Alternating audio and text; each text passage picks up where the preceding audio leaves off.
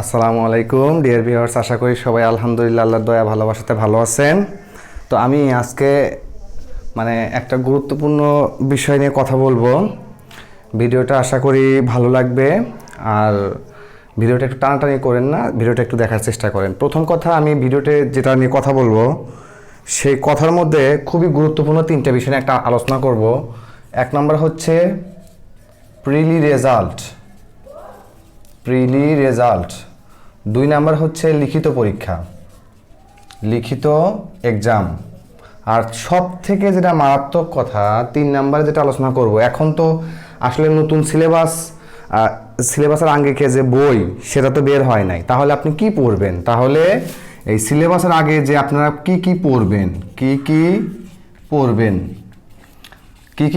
লিখিতর জন্য।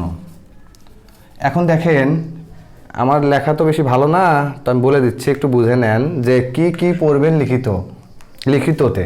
হ্যাঁ, তো প্রথম কথা হচ্ছে যে এই যে প্রিলি রেজাল্ট, আপনারা অনেকেই জানেন বা আমার চ্যানেলেও ভিডিও দেখছেন যে প্রিলি রেজাল্টটা হওয়ার কথা ছিল এই চলতি মাসে, অর্থাৎ এপ্রিলে হওয়ার কথা ছিল, তাই না? তো এখন কথা হইতেছে যে এখানে এই মাসে পরীক্ষা হইতেছে না, ভুল বললাম, রেজাল্ট হইতেছে না। এই রেজাল্টটা হবে কি মাসে? এনটিআরসি বলতেছে যে রেজাল্টটা হবে হচ্ছে মে মাসে। এইটা একটু মাথায় রাখেন যে মে মাসে পরীক্ষা হবে, রেজাল্ট হবে। আমার মিস্টেক হইতেছে, আসলে আজকে ব্যাচ ছিল অনেক বেশি, তো এইচএসসির ব্যাচে ছিল 4-5টার মতো, একটা না, যার জন্য একটু।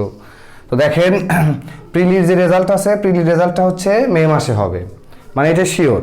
এখন সেটা দ্বিতীয় সপ্তাহে হোক বা যেদিনই হোক, স্পেসিফিক কোনো তারিখ বলা যেহেতু হয় নাই, তাই আমরা বলতে পারতেছি না। তো এই জন্য মে মাসে হবে, এটা ইনশিওর থাকেন, সুনিশ্চিত থাকেন, এক নম্বর কথা।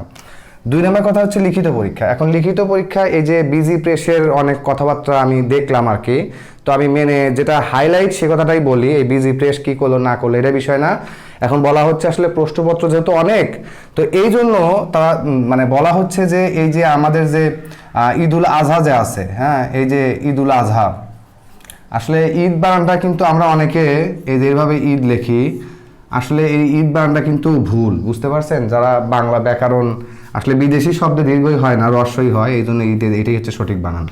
যাই হোক, তো দেখেন এই ঈদুল যে আজহা,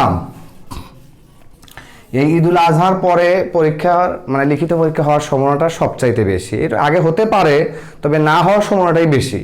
তবে এটা শিওর থাকেন যে ঈদুল আজহার পরেই আসলে পরীক্ষাটা হবে, অর্থাৎ তাহলে ঈদুল আজহা আপনার জুন মাসে ধরেন যে 16, 17, 18 এই 3 দিন ছুটি থাকবে।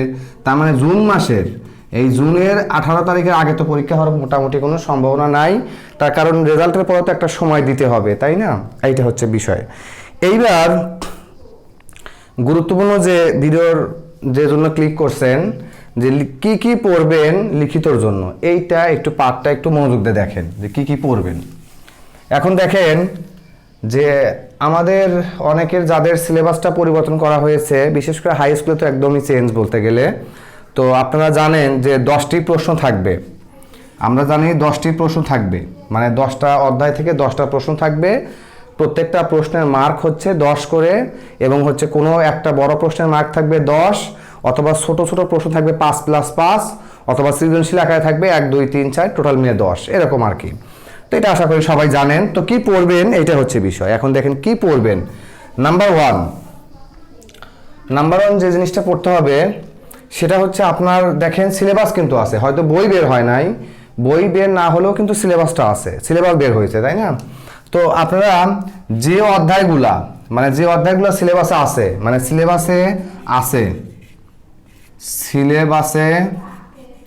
সিলেবাসের অধ্যায়, এই সিলেবাসের অধ্যায় যেগুলো আছে সেগুলো আপনারা অবশ্যই এসএসসি অথবা এইচএসসির বই থেকে পড়া শুরু করেন, বই থেকে শুরু। দেখেন তাহলে এসএসসি এইচএসসির বই যেগুলো পড়ছেন, বিশেষ করে যারা স্কুল পর্যায়ে এবং স্কুল পর্যায়ে 2-এ যারা পরীক্ষা দিবেন, তারা এসএসসি এবং এইচএসসির বই থেকে পড়া শুরু করেন। আমি এই বিষয়ে বিস্তারিত আলোচনা করছি, একটা ভিডিও আছে, আমি চেষ্টা করবো ডেসক্রিপশন লিঙ্ক দেওয়ার জন্য, যে কীভাবে রিটেনে পড়লে সর্বোচ্চ ভালো রেজাল্ট করা যায় এই বিষয়ে। তো দেখেন তাহলে সিলেবাসে যে অধ্যায়গুলো আছে, আপনি এই যতদিন বই বের না হয়, বই আশা করা যাচ্ছে যে আপনার মে মাসের 15-16 তারিখের মধ্যে ইনশাল্লাহ বই বের হবে, মার্কেটে অ্যাভেলেবল হবে আর কি, নতুন সিলেবাসের আঙ্গিকে। তো দেখেন এসএসসি এবং এইচএসসি বই আপাতত পড়া শুরু করেন, ওইগুলোই আছে। আর একটা কথা হচ্ছে, যেটা গুরুত্বপূর্ণ একটা কথা, আপনারা যে নিবন্ধন বই কিনছেন না কেন, যে বিষয়ে পড়াশোনা করছেন, আপনি স্নাতক বা স্নাতকোত্তর শেষ করছেন, ওই বিষয়ে অবশ্যই একটা পুরাতন হোক বা একটা নিবন্ধন গাইড কিনছেন। আপনারা যারা মানে যাদের বিশেষ করে প্রিলির পরীক্ষাটা ভালো হয়েছে তারা কিন্তু অবশ্যই বইটা কিনছেন। তো বইয়ে দেখবেন পিছনে সালের প্রশ্ন আছে, বিগত সালের প্রশ্ন আছে। তো বিগত সালের প্রশ্নগুলো তো অবশ্যই পড়বেন, বিগত সালের প্রশ্ন, বিগত সালের প্রশ্ন অবশ্যই। তাহলে বিগত সালের প্রশ্ন আমি অবশ্যই কি করব, পড়বো। এখন শুনেন একটা কথা, কি যেভাবেই চেঞ্জ হোক না কেন, আর এবার যেহেতু সিলেবাসটা প্রথম চেঞ্জ হয়েছে, সো প্রথমবারে পরীক্ষা এরকম আমূল পরিবর্তন ভাবে যে প্রশ্ন হবে, বিষয়টা এরকম না। মানে আপনি যে প্রশ্নগুলো ইম্পর্টেন্ট, বিগত সালের যে প্রশ্নগুলো আছে যেগুলো ইম্পর্টেন্ট, আমি একটা উদাহরণ দেই যেন আপনাদের বোঝার সুবিধা হয়। যেমন দেখেন, তাহলে এই দুটো পয়েন্ট আশা করি বুঝতে পারছেন যে এসএসসি এইচএসসি বই থেকে মানে পড়া শুরু দেন অধ্যায়গুলো, অথবা যারা কলেজ পর্যায়ে টিকছেন ওই রিলেটেড যে চ্যাপ্টারগুলো আছে অনার্সের বই দেখে পড়লে আলহামদুলিল্লাহ আরও বেশি ভালো। আর বিগত সালের প্রশ্ন পড়তে হবে, এই একটা গুরুত্বপূর্ণ একটা কিছু লজিক দেখেন, আমি লজিকটা বুঝাই। এখন ধরেন যে একটা ছেলে, সে উদ্ভিদ বিজ্ঞান হোক অথবা প্রাণী বিজ্ঞান হোক অথবা রাষ্ট্রবিজ্ঞান হোক, যে সাবজেক্টই পড়ুক সমস্যা নাই। যেমন যারা প্রাণীবিদ্যাতে অনার্স করে, আমি লিখলাম প্রাণীবিদ্যা, একটা সাবজেক্টের নাম, অনার্সের একটা সাবজেক্টের নাম প্রাণীবিদ্যায় যারা অনার্স করে, দেখবেন ওদের যে প্রথম অধ্যায় ছিল এতদিনের সিলেবাসে কর্ডেট আর নন কর্ডেট, মানে মেরুদণ্ডী এবং অমেরুদণ্ডী, দেখেন সেইখান থেকে কিন্তু প্রত্যেকবার যেমন দেখেন 9টা পর্ব আছে না, যারা সায়েন্স এখানে অনেকে ভিডিও দেখতেছেন, 9টা পর্ব আছে। যেমন পরিফেরা মানে পারোনি প্লানে মালাইনে অর্থেকাই করো, পারোনি মানে পরিফেরা, নিডারিয়া এরকম, প্লাটি হেলমিনথিস একাইনোডার্মাটা কর্ডাটা এরকম পর্বগুলো আছে। তো দেখেন তাহলে যারা প্রাণীবিদ্যায় পড়েন দেখবেন প্রথম অধ্যায় কিন্তু আপনি বিগত সালের যদি প্রশ্নগুলো দেখেন, আমি মানে এটা বলার উদ্দেশ্য যেন আপনারা যে সাবজেক্টই পড়েন আপনারা বিষয়টা বুঝতে পারেন। তাহলে দেখেন যারা প্রাণীবিদ্যায় যারা অনার্স করে তাদের কিন্তু এই যে 9টা যে পর্ব আছে তার মধ্যে বিশেষ করে আপনার নিডারিয়া, যেমন দেখেন নিডারিয়া, তারপরে লিখলাম হচ্ছে mollusca, mollusca, Platyhelminthes, Platyhelminthes, Platyhelminthes এবং হচ্ছে কর্ডাটা। যেমন দেখেন এই যে আমি চারটা যে মোটামুটি 9টা পর্বের মধ্যে, 9টা প্রধান পর্বের মধ্যে 4টা যে পর্ব লিখছি, এই পর্বের দেখেন এখানে লেখা আছে যে শ্রেণী পর্যন্ত, কি পর্যন্ত, শ্রেণী পর্যন্ত এদের কি করতে হবে, একটি করে বৈজ্ঞানিক মানে 3টি বৈশিষ্ট্য ও একটি উদাহরণ সহ শ্রেণীবিন্যাস করতে হবে। তাহলে এটা হচ্ছে শ্রেণীবিন্যাস, ঠিক আছে। তাহলে এই শ্রেণীবিন্যাস থেকে কিন্তু একটা আসতেছে। তাহলে আমি এটা বোঝানোর উদ্দেশ্য কি, এটা বলার উদ্দেশ্য যেমন দেখেন মানে এই যারা জুলজির যে সিলেবাসটা মানে বায়োলজির যে সিলেবাসটা আপনারা দেখবেন, এরকম যে সাবজেক্টই পড়েন সমস্যা নাই, দেখবেন সেই সিলেবাসে কিন্তু প্রথম অধ্যায়ে অনেক কিছু ধরা আছে, কিন্তু তার মধ্যে ওটা তো ধরা আছে, নতুন কিছু এডিশন করছে, ঠিক আছে, নতুন কিছু এডিশন করছে, বাট সেই এডিশনের মধ্যে কিন্তু এগুলোও আছে। এই যে আপ টু ক্লাস পর্যন্ত যে আপনার ক্লাসিফিকেশন, এটাও কিন্তু আছে। তার মানে ওই নতুন যে অধ্যায়টা সংযোজন করা হয়েছে ওই অধ্যায়ের তো অবশ্যই গুরুত্বপূর্ণ, তবে খুব বেশি গুরুত্বপূর্ণ বিষয়টা এরকমও না। তবে এই প্রশ্নগুলো যেহেতু বিগত সালে বারবার পরীক্ষা আসছে, এই পরীক্ষা আপনি বিগত যারা প্রাণীবিদ্যায় পড়েন দেখেন বইটা খুলে দেখবেন এই মলাস্কা, প্লাটিহেলমিনথিস, কর্ডাটা, এই পর্বগুলো দেখবেন বারবার ঘুরে ফিরে আসছে, রিসাইকেল হয়েছে, এই প্রশ্নগুলো আসছে। তার মানে আমি এই কথাটা বলতে চাচ্ছি যে যেমন আগে প্রথম অধ্যায়ে, এখন টোটাল 10টা চ্যাপ্টার দিচ্ছে না সিলেবাসে, টোটাল তো 10টা চ্যাপ্টার দিচ্ছে, তাই না? তো এই 10টা চ্যাপ্টারের মধ্যে যেমন দেখেন এইটা ধরলাম আমি ইউনিট 1, এই ইউনিট 1-এর মধ্যে কিন্তু আরো টপিক দেওয়া আছে, এরকম টপিক কিন্তু আরো আছে। তো টপিক কিন্তু আরো আছে এরকম যে 1 নাম্বার 2 নাম্বার 3 নাম্বার 4 নাম্বার এরকম টপিক আছে। তো টপিক থাকলেও এই অধ্যায়ের মধ্যে এই ধরেন 2 নাম্বারে দেওয়া আছে, এইটা 2 নাম্বারে এই ক্লাসিফিকেশনটা দেওয়া আছে। তার মানে এই প্রথম অধ্যায় থেকে দেখেন আপনি বিগত সালের প্রশ্ন দেখেন যে এই প্রথম অধ্যায় থেকে এই 4টা প্রশ্নের বাইরে আসে নাই, এই 4টা প্রশ্নের বাইরে আসে নাই। যেরকম আরো প্রশ্ন আছে পাখির উড্ডয়ন অভিযোজন, বা আপনার হইতেছে স্তন্যপায়ী জলজ অভিযোজন, মানে ইলিশ মাছের অভিপ্রায়ন নাকি জাতীয় প্রশ্ন আছে, যাই হোক। তো দেখেন তাহলে আমাকে বলেন যে এই প্রশ্নগুলো যা আছে এই প্রশ্নগুলোই কিন্তু বারবার ঘুরে ঘুরে আসতেছে, এইগুলোই কিন্তু আসতেছে। তার মানে এই ইউনিট 1-এ যতগুলো চ্যাপ্টারই ধরুক, যতগুলা অধ্যায় ধরুক, মোস্ট ইম্পর্টেন্ট কিন্তু এই প্রশ্নগুলা। কেন এই প্রশ্নগুলো ইম্পর্টেন্ট? কারণ বিগত সালে এই প্রশ্নগুলোই আসছে।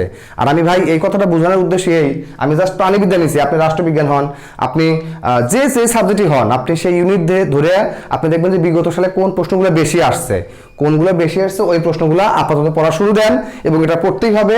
আর কিভাবে পড়বেন আমি বললাম তো, যে এসএসসি এইচএসসি যারা স্কুল পর্যায়ে 2-এর জন্য, আর যারা অনার্স মানে কলেজ লেভেলে পরীক্ষা দিবেন তাদের অবশ্যই ইন্টারমিডিয়েট এবং অনার্সের বইটা ভালো করে পড়তে হবে। আপাতত বইগুলো পড়েন, দেখবেন বইয়ের বাইরে কিছু নাই ভাই, বইয়ের বাইরে কিছু নাই, মানে মূল বই এনসিটিভির বাইরে কিছুই নাই। আপনার নিবন্ধনের গাইড এত বেশি ইফেক্টিভ না, এত বেশি ইফেক্টিভ না। আমি আবার বলতেছি কথাটা, তাহলে আপনি আশা করি তাহলে এইভাবে আপনি ইউনিট 1 পড়লেন, তারপর ইউনিট 2-তে যান, তাহলে দ্বিতীয় চ্যাপ্টার আপনি কি পড়ছেন দেখেন, বিগত সালে কোন কোন অধ্যায়গুলো থেকে বেশি বেশি প্রশ্ন আসছে, দেখবেন ওইগুলোই প্রশ্ন আসছে, ওইগুলোই প্রশ্ন আসছে। যেমন প্রশ্নটা কিভাবে হতে পারে, প্রশ্নটা কিভাবে হতে পারে একটু দেখেন, আমি সেটাও নিয়ে একটু কথা বলতেছি। প্রশ্নটা যেভাবে হতে পারে সেটা হচ্ছে, ধরেন যে আমি ধরেন এই ইউনিট 1, এখানে আমি বোর্ড দেখতে পাচ্ছেন আমি জানি না, ধরেন এখানে ধরেন লেখা আছে, আরেকটা জিনিস লেখা আছে টিস্যু, কি লেখা আছে, ধরেন যে লেখা আছে টিস্যু তন্ত্র, এরকম কিছু লেখা আছে। তাহলে এই অধ্যায়ে টিস্যু তন্ত্র লেখা আছে, দেখেন এটা কিন্তু ইউনিট 1-এর টিস্যু তন্ত্র আছে, আর শ্রেণীবিন্যাসও আছে, আরো কিছু কিছু আছে। তাহলে হয়তো আপনাকে কি করতে দিবে জানেন, হয়তো আপনাকে দিবে যে এই টিস্যু, হয়তো প্রথমে 1 নম্বরে ক নম্বরে থাকবে কি, যে ক নম্বরে থাকবে টিস্যু কি। দেখেন এই অধ্যায়ের মধ্যে কিন্তু প্রশ্নটা হয়ে গেল যে টিস্যু কি বা টিস্যু কাকে বলে। তাহলে টিস্যু কি বা টিস্যু কাকে বলে, তাহলে এটার জন্য হয়তো 1 মার্ক থাকবে, এটার জন্য হয়তো 1 মার্ক থাকবে। 2 নম্বরে হয়তো খ নম্বরে কি দিবে, খ নম্বরে দিবে যে একটা শ্রেণীবিন্যাস, এই শ্রেণীবিন্যাসের নম্বর হচ্ছে থাকবে খালি কত, 9, এই টোটাল 10, একটা সিস্টেমে থাকবে। অথবা কিভাবে থাকবে, ধরেন হয়তো বললো যে আপনার ধরেন 2 নম্বরে বলবে, হয়তো বলবে করডাটা, কি বলবে, করডাটা ও নন করডাটার পার্থক্য। তাহলে দেখেন, তাহলে এই যে পার্থক্য প্রশ্ন, হয়তো এখানে 5 নাম্বার দিবে, অথবা আপনার এখানে হচ্ছে এই কর সাথে আরেকটা কি থাকবে, আর একটা প্রশ্ন যদি থাকবে, এটার মার্ক হয়তো 5 থাকবে, অর্থাৎ 10 করে থাকবে। এই হলো বিষয়। তাহলে আপনি জাস্ট আপনাকে এই কথাটা বোঝাতে চাচ্ছি আমি, যে একটা অধ্যায়ে আপনার যে 10টা ইউনিটের দেওয়া আছে, আপনার যে 10টা ইউনিট দেওয়া আছে ভাই, এই 10টা ইউনিটের মধ্যে যেটা বেশি ইম্পর্টেন্ট, যেগুলো বিগত সালে বারবার আসছে, ওইগুলোই আপনার জন্য বেশি ইম্পর্টেন্ট, আমি এই কথাটা বোঝাতে চাচ্ছি। আর যে এক্সট্রা কিছু অংশ আছে ওগুলো জাস্ট দেখা যায় সাধারণত আমার মনে হয় সংক্ষিপ্ত এগুলো থেকেই আসবে। তো আশা করি ভালো লাগছে।